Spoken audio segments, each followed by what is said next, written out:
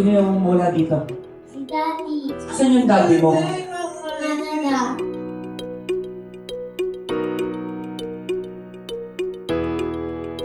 Pabati sa 10 na. Tatawagan daw ni mommy. Ayan, tawagan mo daw. Tatawagan natin si daddy.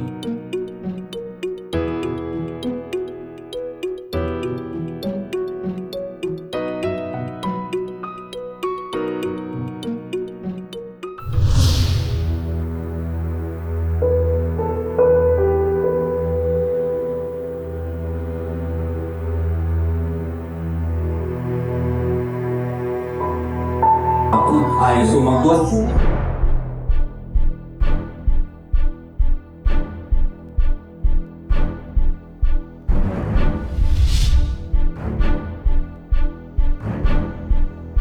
Ayaw sumagot.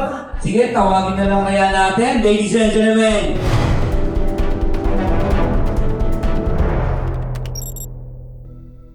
Pabati sa 10 na.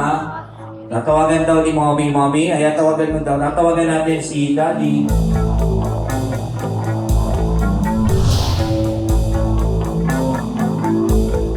Ay, sumagot.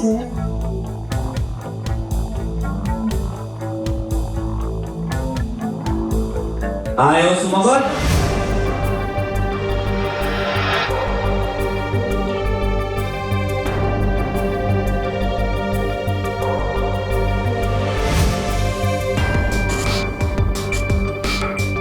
Sige, tawagin na lang kaya natin.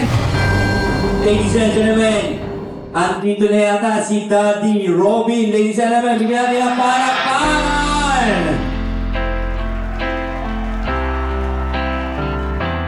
Ay, sa sobrang yung yakap na lang po na dati po talaga magsasayaw kami. Nawala na po sa loob ko na parang na-blanko na po. Mahalaga na kaya yakap ko na yung anak ko. Andito siya sa tabi ko.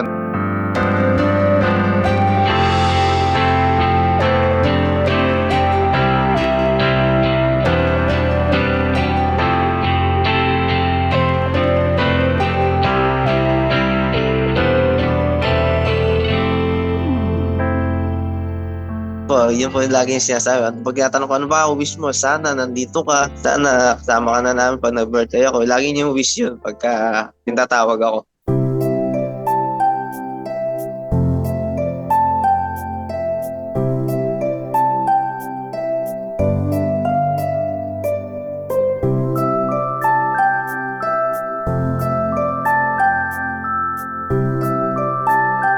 Talagang malaki po yung naging desisyon namin mag-asawa. Pinag-usapan talaga namin na mahirap na iiwanan natin kasi parehong babae yung anak namin. And then parehong bata, pareho pang talagang kailangan ng kalinga ng magulang.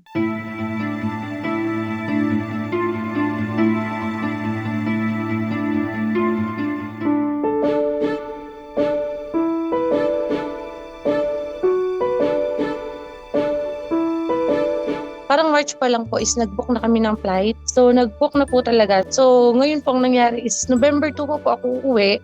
Siya naman po is October 29 talaga. Ladies and gentlemen, andito na yata si Daddy Robin. Ladies and gentlemen, bigyan natin ang palakpakan!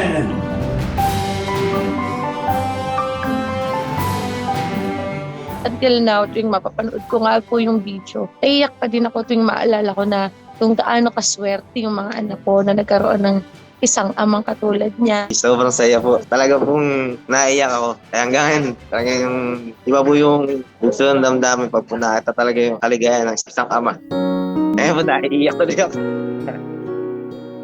Ladies and gentlemen, andito na yata si Daddy Robin.